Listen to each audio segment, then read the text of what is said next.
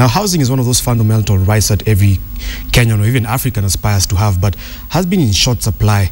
Well, in studio today, I'm joined by Mr. Femi Adewole from Shelter Afrique, who's the Director of Project Management. Now, Femi, just to start off, housing, human right, but short supply.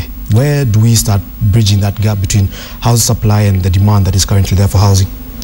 Yeah, you're absolutely right. The reality that we face in Kenya is one of growing need for housing. The latest researches show that we need to be producing about 150,000 new housing units just to bridge the current gap in terms of supply and demand.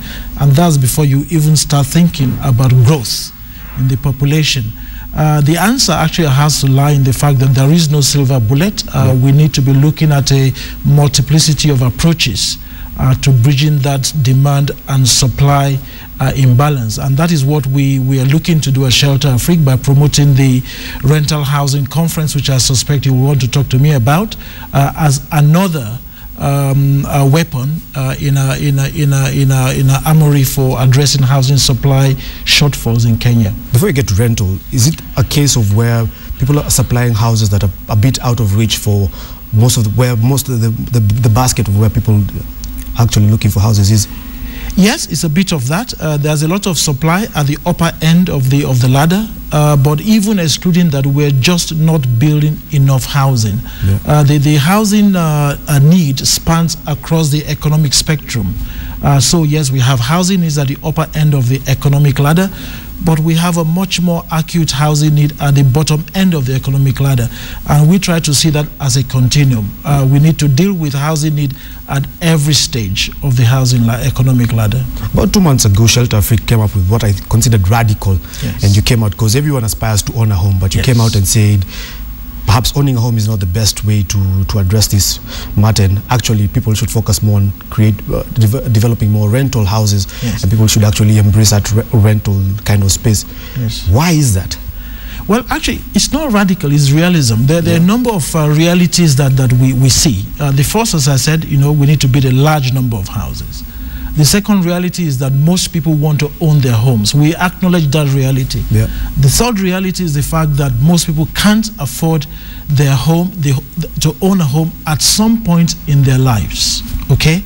So the issue then is, if your strategy and your policy is all about home owning, how do you address the need of those who want to own a home, but they're in that time in their lives when they can't afford to own a home?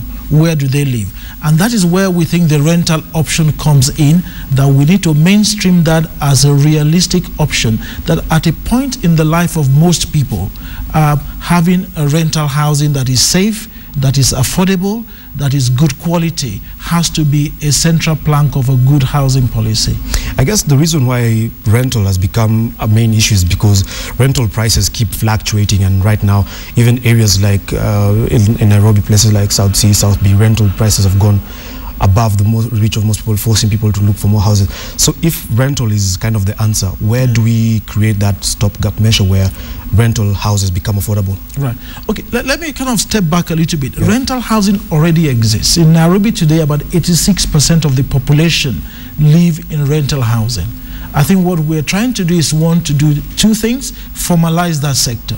Secondly, regulate it. Thirdly, get more investment into that sector. And as you do those three, a number of things will happen. Number one, you will find that it becomes a sector of choice in terms of people addressing their housing needs. We think that as you increase supply, because of additional capital inflow into that space, we're likely to see prices dropping. The second is the fact that the fluctuation that you refer to will become regulated and controlled just by ordinary market forces.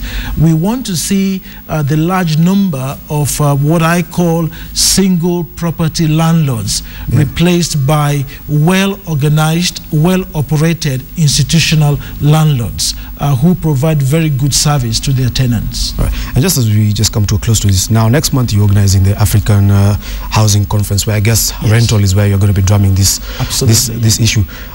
From government, is it an area where you want now, where there's more control over the kind of prices landlords can put on their rental units?